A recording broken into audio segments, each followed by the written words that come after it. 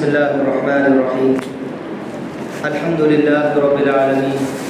والصلاة والسلام على سيد الأنبياء والمرسلين محمد وآله وصحبه أجمعين. أما بعد، فقد قال الله تبارك وتعالى في القرآن المجيد والفرقان الحميد: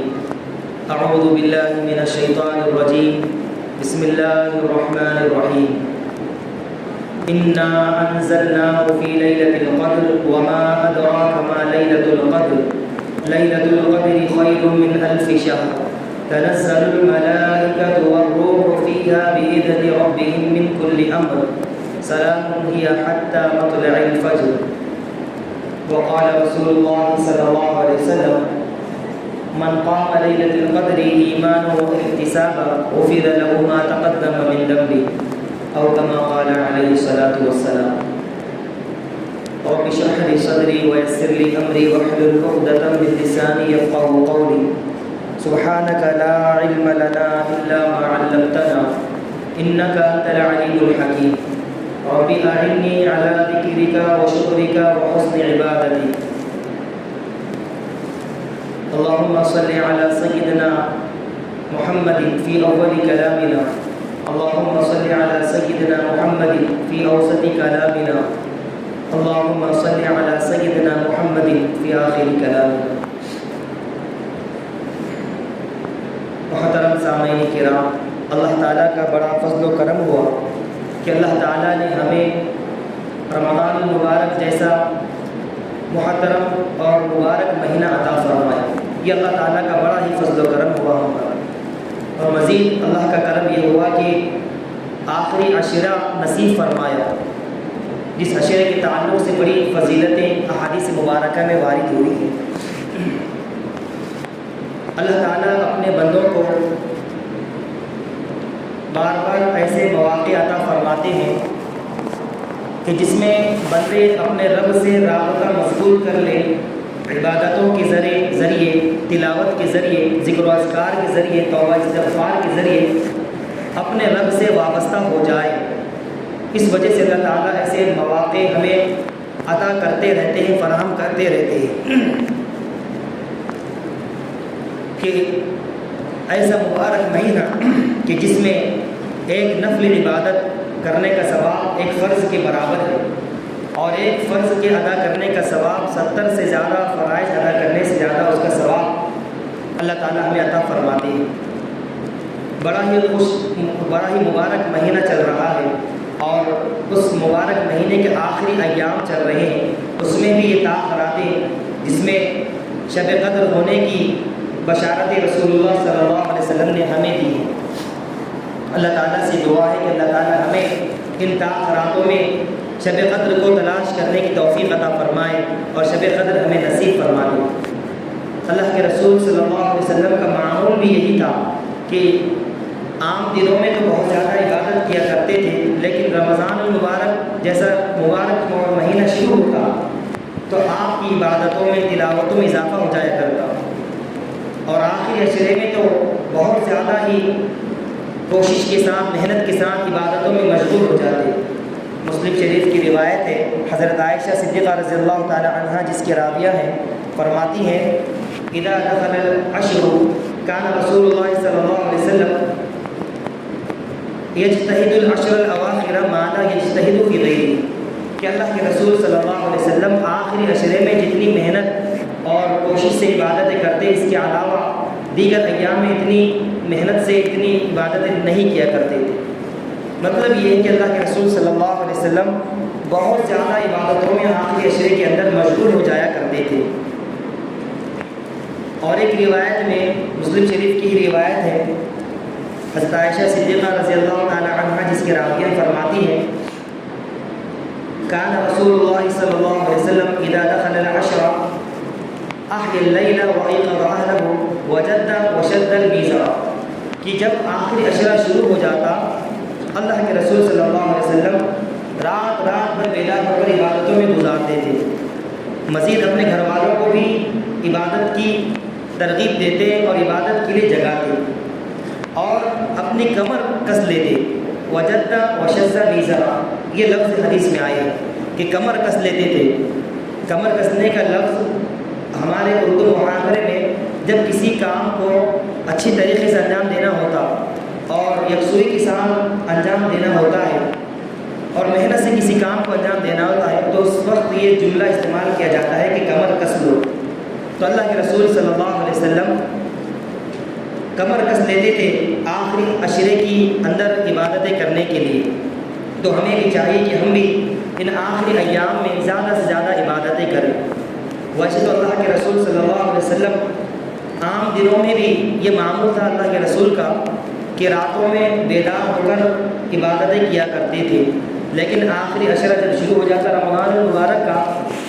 تو سوتے ہی نہیں تھے بلکہ عبادتوں میں ساری رات گزارتے تھے۔ بعض روایتوں میں آتا ہے کہ بستر کے قریب تک نہیں جاتے، آخری ایام میں چاند نظر آنے تک، شوال کا چاند نظر آنے تک اللہ کے رسول صلی اللہ علیہ وسلم بستر پر ہی لوٹتے نہیں تھے بلکہ ساری رات عبادتوں میں گزارتے تھے۔ اور دوسرا عمل اللہ کے رسول صلی اللہ علیہ وسلم کا یہ تھا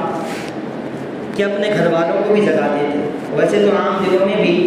اپنے اہل خانہ کو جگا کر عبادت کرانے کا، عبادت مل کر کرنے کا معمول رہتا ہی تھا، لیکن رمضان کے آخری عشرے میں بہت زیادہ اہتمام کرتے تھے، خود بھی عبادت کرتے تھے اور اپنے گھر والوں کو بھی عبادتوں کے لیے جگاتے تھے۔ تو ہمیں بھی چاہیے کہ ہم بھی ان آخری ایام میں، اس آخری عشرے میں خوب زیادہ عبادتیں کریں، ہم بھی کریں اور اپنے گھر والوں کو بھی اس کی ترغیب کریں، اپنے اہل خانہ کو، بیوی بچوں کو، سب کو ترغیب دیں کہ یہ رات، یہ آخری ایام ایسے مبارک ایام ہیں، آخری راتیں ایسی آخری مبارک راتیں ہیں کہ جس میں خود بھی عبادت کریں اور اپنے گھر والوں کی بھی عبادت کی ترغیب دیں، بیوی بچوں کو بتلائیں، فضیلتیں بتلائیں کہ آخری ایام میں تلاوت زیادہ سے زیادہ کرنی چاہیے۔ اللہ کے رسول صلی اللہ علیہ وسلم نے بھی عبادتیں کی ہیں، حضرت عائشہ صدیقہ رضی اللہ تعالیٰ عنہا بھی انہوں نے بھی کی ہے، ازواج مطہرات نے بھی، صحابیات نے بھی، تمام کی تمام اہل بیت نے آخری ایام کو، آخری عشرے کو بڑے ہی احترام کے ساتھ، بڑے اہتمام کے ساتھ عبادتوں میں گزارا ہے۔ اس رات کے تعلق سے، فضیلت کے تعلق سے یہ آتا ہے، قرآن مجید میں آتا ہے اِنَّا أَنزَلْنَاهُ فِي لَيْلَةِ الْقَدْرِ۔ اللہ تعالیٰ نے اس رات کی فضیلت کے تعلق سے پوری کی پوری سورت ہی نازل فرما دی کہ اِنَّا أَنزَلْنَاهُ فِي لَيْلَةِ الْقَدْرِ، ہم نے نازل کیا ہے اس مبارک رات میں، لیلۃ القدر میں۔ کیا نازل کیا ہے؟ اِنَّا أَنزَلْنَاهُ فِي لَيْلَةِ الْقَدْرِ وَمَا أَدْرَاكَ مَا لَيْلَةُ الْقَدْرِ۔ اور آپ کو کیا معلوم ہے کہ یہ شب قدر کتنی فضیلت والی رات ہے؟ لیلۃ القدر خیر من الف شہر، کہ 1000 مہینوں کی راتوں سے بہتر یہ رات ہے کہ بندہ اگر اس رات میں عبادت کرتا ہے اور اگر اس کو شب قدر نصیب ہو جاتی ہے تو گویا کہ اس بندے نے 1000 مہینوں سے زیادہ عبادت کا ثواب حاصل کر لیا۔ یہ شب قدر بڑی فضیلت والی رات ہے۔ لیلۃ القدر کی وجہ تسمیہ، نام رکھنے کی وجہ کیا ہے کہ یہ لیل رات بڑی ہی عظمت والی رات ہے، احترام والی رات ہے، اس وجہ سے اس کا نام لیلۃ القدر رکھ دیا گیا ہے۔ بعض روایتوں سے معلوم ہوتا ہے اس رات کو لیلۃ القدر اس لیے نام رکھ دیا گیا کہ اس رات میں اگر جو بندہ عبادت کرتا ہے، توبہ استغفار کرتا ہے، اپنے رب کو منا لیتا ہے، تو جو پہلے اس کی عزت و احترام نہیں تھا عوام میں اور اللہ کے نزدیک بھی، اب عبادت کرنے کی وجہ سے، توبہ استغفار کرنے کی وجہ سے، شب قدر میں عبادت کرنے کی وجہ سے وہ بندے کی قدر و منزلت اللہ کے نزدیک بھی اور بندوں کے نزدیک بھی بڑھ جاتی ہے۔ اللہ تعالیٰ غیبی نظام کے ذریعے لوگوں کے دلوں میں محبت ہی ڈال دیتا ہے، اس وجہ سے بھی اس رات کو شب قدر، لیلۃ القدر سے موصول کر دیا گیا۔ بہت ساری باتیں اس رات کے تعلق سے فرمائی گئی کہ لیلۃ القدر کو لیلۃ القدر کیوں کہا گیا۔ اسی طرح یہ لیلۃ القدر کس وجہ سے ہمارے اوپر اور ہمارے لیے متعین کی گئی، تو روایتوں میں آتا ہے اللہ کے رسول صلی اللہ علیہ وسلم پہلی امتوں کا تذکرہ کر رہے تھے، تمام صحابہ کرام موجود تھے، پہلی امتوں کا تذکرہ چل رہا تھا، خصوصاً بنی اسرائیل کا تذکرہ چل رہا تھا کہ گزشتہ امتوں کی کتنی عمریں گزری ہیں، کسی کی 1000 سال، کسی کی 900 سال، کسی کی 700 سال، کسی کی 500 سال، ایسی امتیں پہلے گزری ہیں جو عمر کے اعتبار سے بھی طویل تھی اور طاقت کے اعتبار سے قوی تھی۔ جب صحابہ نے ان کا تذکرہ سنا تو عرض کرنے لگے یا رسول اللہ ہماری عمریں تو اتنی نہیں ہیں، ہماری اتنی عمریں نہیں ہوتی، ہماری عمریں تو کم و بیش 60-70 کے درمیان ہی ہوتی ہے اور اس سے پہلے بھی کوئی گزر جاتا ہے، تو عبادتوں کے اعتبار سے ہم ثواب کے اعتبار سے ان تک نہیں پہنچ سکتے۔ تو کل قیامت کے دن ہمارے سامنے وہ امتیں لائی جائیں گی اور ان کی عبادتیں لائی جائیں گی اور ہماری عمریں لائی جائیں گی اور ہماری عبادتیں لائی جائیں گی، جس سے وجہ سے ہمیں شرمندگی کا شکار ہونا پڑے گا، شرمندگی کا سامنا کرنے پڑے گا۔ اللہ کے رسول صلی اللہ علیہ وسلم بھی صحابہ کرام کی باتیں سن کر بڑے غمگین ہوئے اور سوچ میں پڑ گئے۔ اس وجہ سے اللہ تعالیٰ نے یہ آیت نازل فرمائی، سورت نازل فرمائی اور یہ مبارک رات ہمیں عطا فرمائی کہ اے میرے حبیب کی پیاری امت، آخری امت، آپ غمگین نہ ہو، آپ پریشان نہ ہو۔ یقیناً آپ کو ہم نے عمر کے اعتبار سے کم عمریں دی ہیں، کم عمریں دی ہیں، طاقت بھی کم ہے، لیکن ہم آپ کو ایسی رات عطا کریں گے کہ اگر جو کوئی بھی اس رات کو پالے گا، جس کو یہ رات نصیب ہو جائے گی، تو 1000 مہینوں سے زیادہ عبادت گزار، 1000 مہینوں میں جتنی عبادت کی جاتی ہے اس سے زیادہ ہم اس ایک رات میں اجر و ثواب عطا فرمائیں گے، جس کو شب قدر مل جائے گی۔ اور اسے شب قدر کہتے ہیں کہ جو 1000 مہینوں سے بہتر ہے۔ لیلۃ القدر خیر من الف شہر۔ پہلے کی امتیں جیسے نوح علیہ السلام کی عمر کے تعلق سے قرآن میں آتا ہے فَلَبِثَ فِيهِمْ أَلْفَ سَنَةٍ إِلَّا 50 عاما، کہ 950 سال نوح علیہ السلام اپنی امت کو دعوت دیتے رہے، دین کی دعوت دیتے رہے۔ اس سے معلوم ہوتا ہے کہ ان کی امت کی عمریں کتنی زیادہ تھی، کوئی 900 سال جیا، کوئی 800 سال جیا، کوئی 700 سال جیا۔ اسی وجہ سے اللہ تعالیٰ نے یہ رات ہمیں عطا فرمائی ہے کہ اگرچہ ہماری عمریں کم ہیں لیکن ہم ان راتوں میں عبادت کر لیں گے اور شب قدر کو تلاش کر لیں گے اور شب قدر کو پالیں گے تو ہم بھی ان سے زیادہ، ان سے آگے بڑھ جائیں گے عبادت کے اعتبار سے، اجر و ثواب کے اعتبار سے۔ اور دوسرا شان نزول کی صورت کا یہ بیان کیا جاتا ہے کہ بنی اسرائیل کا ایک عابد زاہد بندہ تھا جس نے ہزاروں مہینے، 1-2 دن، 100 سال، 200 سال نہیں بلکہ ہزاروں مہینے اس طرح عبادت میں گزارا کہ روزہ رکھ کر دن میں جہاد کرتا تھا اور رات میں نفلی عبادت کیا کرتا تھا۔ صحابہ کرام نے جب یہ سنا تو بڑے غمگین ہو گئے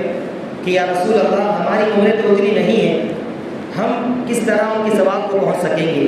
اللہ کے رسول صلی اللہ علیہ وسلم بھی غمگین ہوئے اور دل میں اللہ تعالیٰ سے دعا کرنے لگے کہ یا اللہ میری امت میں اتنی عمریں تو کسی کی نہیں ہے اور نہ ہی اتنی کسی کی سکت ہے کہ اتنی عبادتیں کر سکے۔ یا اللہ آپ فضل والا، کرم والا معاملہ فرما دیجیے۔ اللہ تعالیٰ نے یہ صورت نازل فرمائی کہ لیلۃ القدر خیر من الف شہر، کہ ہم آپ کو ایسی رات عطا فرماتے ہیں کہ جو 1000 مہینوں سے زیادہ بہتر ہے۔ اگر کوئی بندہ اس میں عبادت کر لے گا تو اس کو 1000 مہینوں سے زیادہ عبادت کا ثواب اس کے نام اعمال میں درج کر دیا جائے گا۔ حضرت شیخ نے فضائل اعمال میں لکھا ہے کہ ہزاروں سال، ہزاروں مہینے سے بہتر جو رات ہمیں عطا فرمائی ہے کم و بیش 83 سال اور اس سے بھی زیادہ کچھ شمار ہوتے ہیں کہ اگر کوئی بندہ ان راتوں میں عبادت کر لے گا تو یقیناً اسے شب قدر مل جائے گی، اور جسے شب قدر مل جائے تو پھر وہ بندہ ایسا ہو جائے گا کہ گویا کہ اس نے ہزاروں مہینوں سے زیادہ عبادت میں گزارا ہے۔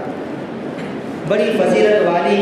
بڑی اہمیت والی یہ رات ہے۔ ہمیں بھی چاہیے کہ ہم اس میں عبادتیں کریں،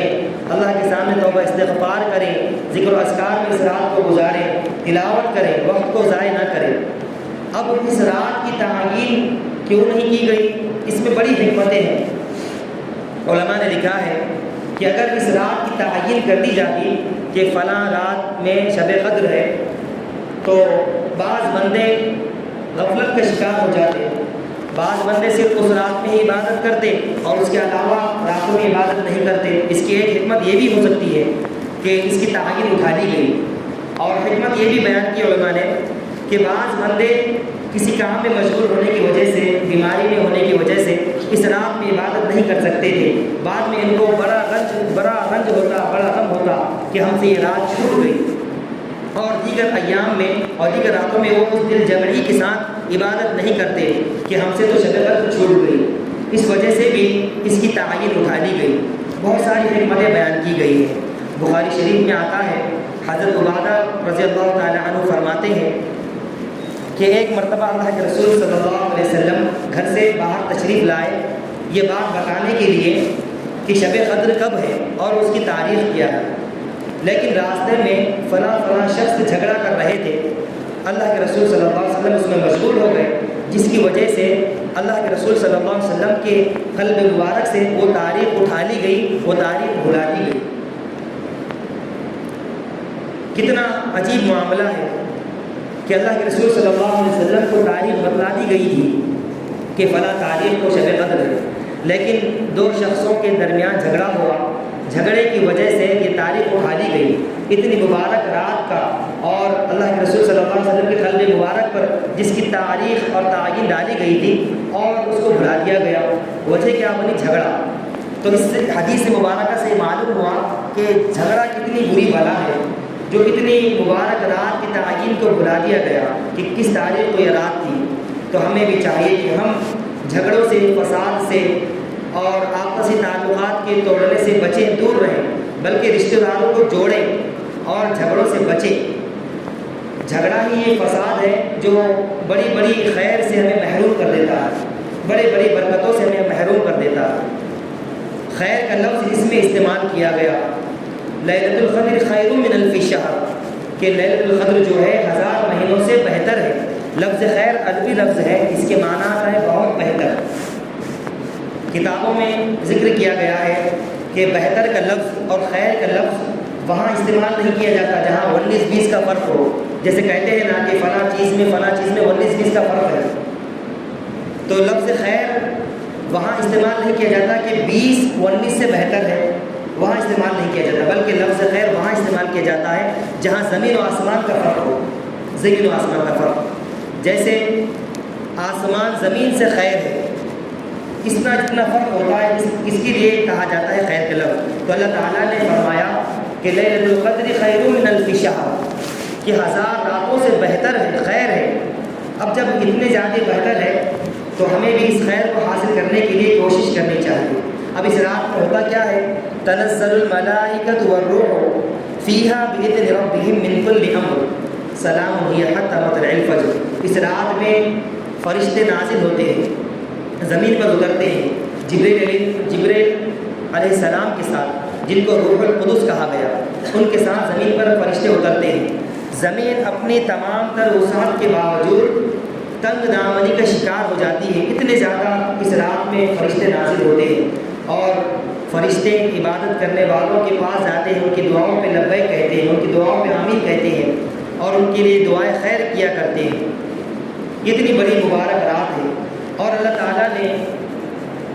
جو معاملہ تقدیر کا متعین کر دیا ہے لوح محفوظ میں، تمام انسانوں کی جو تقدیر ازلی لکھ دی ہے، وہ تقدیر ازلی سے اللہ تعالیٰ اس رات میں فیصلے فرماتے ہیں اور تمام تقدیر فرشتوں کے حوالے کرتے ہیں، جو معمور ہیں سال بھر کے کاموں پر، ان کے حوالے کرتے ہیں کہ یہ رمضان سے اگلے رمضان تک کون جیے گا، کون مرے گا، کس کے ساتھ کیا خیر کا معاملہ ہوگا، کس کی موت ہوگی، کون پیدا ہوگا، سارے معاملات، ساری تقدیریں فرشتوں کے حوالے کر دی جاتی ہے۔ تقدیر ازلی سے لے کر تقدیر جو ہے فرشتوں کے حوالے کی جاتی ہے کہ یہ رمضان سے لے کر اگلے رمضان تک کیا ہونا ہے اور کیا نہیں ہونا ہے، سارے معاملات طے کی جاتے ہیں۔ تو ہمیں اس رات میں اللہ کی زیادہ سے زیادہ عبادت کرنی ہے، زیادہ سے زیادہ اس رات کو عبادت میں گزارنا ہے۔ اور یہ رات غروب آفتاب سے لے کر طلوع شمس تک اس رات میں سلامتی رہتی ہے۔ جیسے ہی مغرب شروع ہو جاتی ہے، سورج غروب ہو جاتا ہے، اس وقت سے لے کر اگلے دن صبح سورج طلوع ہونے تک فرشتے دعائیں قبول کرتے ہیں، آسمان دنیا پر اللہ آتے ہیں اور یہ اعلان کرتے ہیں فرشتوں کے ذریعے، کیا کوئی ہے مغفرت طلب کرنے والا کہ میں اس کی مغفرت کروں، کیا کوئی ہے رزق کا طلبگار کہ میں اس کو رزق عطا کروں، کیا کوئی ہے جو پریشانیوں سے چھٹکارا چاہنا چاہتا ہے میں اس کی پریشانیوں کو، مصیبتوں کو، بیماریوں کو دور کر دوں۔ تو یہ رات مبارک رات ہے، اس رات میں زیادہ سے زیادہ عبادت کرنی چاہیے، زیادہ سے زیادہ اس میں توبہ استغفار کرنا چاہیے، اس رات کو برباد نہیں کرنا چاہیے، اس رات کو گھومنے پھرنے میں، اس رات کو چبوترے آباد کرنے میں، اس رات کو ہوٹلیں آباد کرنے میں نہیں ڈالنا چاہیے، بلکہ اس رات کو اللہ تعالیٰ کی بارگاہ میں آ کر زیادہ سے زیادہ عبادت کرنی چاہیے۔ اب یہ رات کوئی متعین رات نہیں ہے، شب قدر 21ویں شب میں بھی ہو سکتی ہے، شب قدر 23ویں شب میں بھی ہو سکتی ہے، شب قدر 25ویں شب میں، 27ویں شب میں اور 29ویں شب میں، کسی بھی شب میں ہو سکتی ہے۔ اور یہ کوئی ضروری نہیں ہے کہ اس سال اگر